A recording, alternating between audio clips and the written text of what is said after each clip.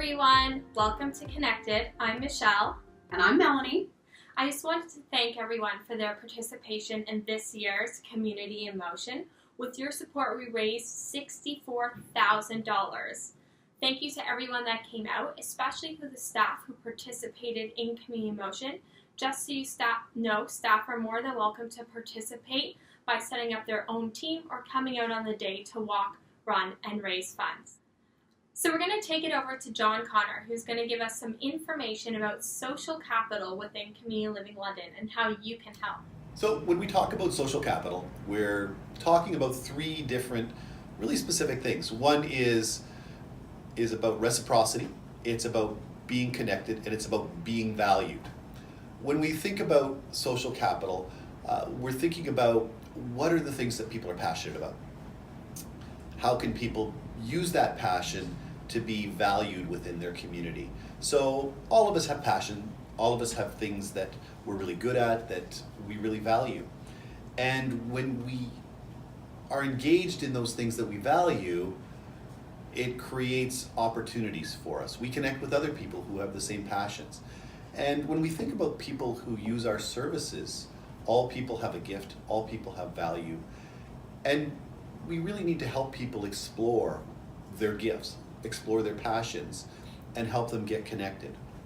So that part of being valued is really essential. If we have a concept of being involved, being engaged, and we're passionate about that, and we connect with people who have those same interests, they're going to value our involvement. And so when we help people get connected to people in places where there's some similarities, then they're going to be embraced by that. It is about having something to give back. And all of us really enjoy giving. When we can give to other people, it gives us a sense of self-worth. Again, for people who are part of a service system, when we can help people to recognize what their gifts are, when they can give that to their communities, that social connectedness is about social capital. And when we can make that happen, it creates positive relationships. The other part of social capital that we really talk about is being connected. And sometimes that connection is really hard. So all of us know somebody.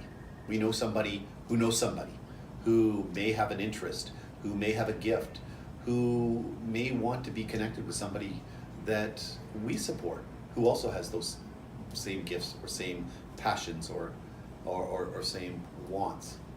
And so part of social capital is helping to make those connections within our community.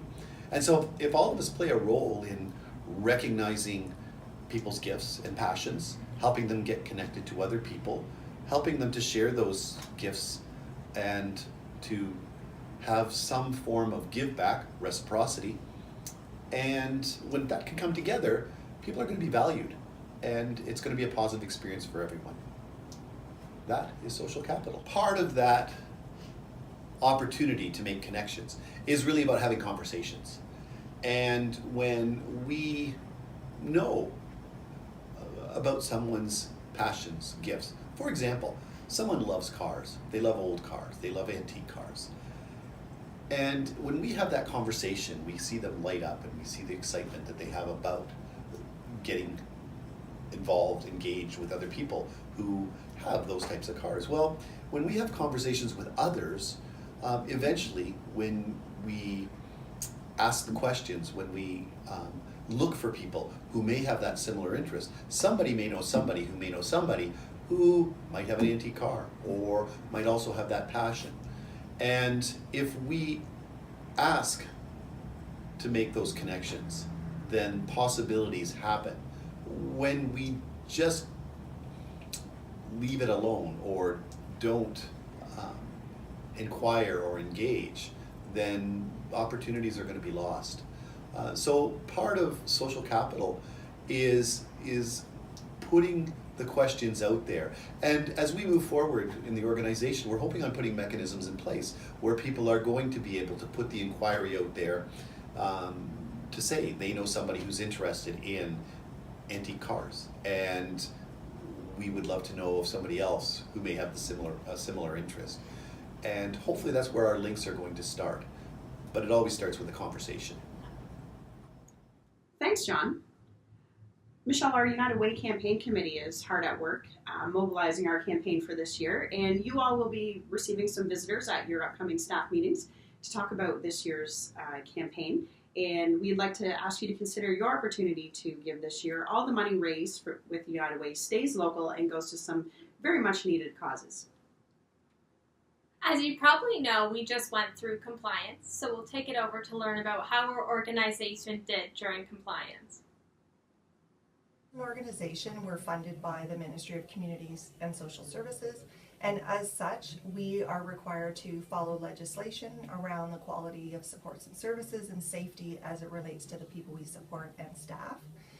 And so on an annual basis, compliance officers come into our organization and apply several regulations to measure our adherence to those regulations. So we go through about 2 weeks of on-site where compliance officers come in and review information. They review people's files, the people we support, they review staff files, they review board orientation, student files, and they're looking for evidence to support that we are in adherence to the regulations that they lay out.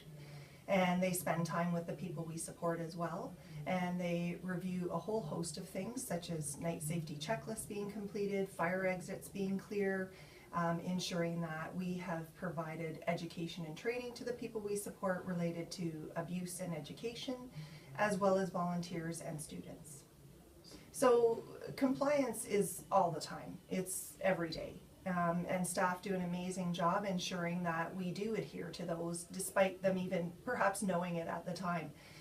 You know, the fact that they do complete monthly health and safety inspections, that they do follow through on the night safety checklist, that they do ensure that they follow Canada's food guide, that they ensure people have goals and outcomes and that those are being reviewed, they're being talked about, they're live, they're active.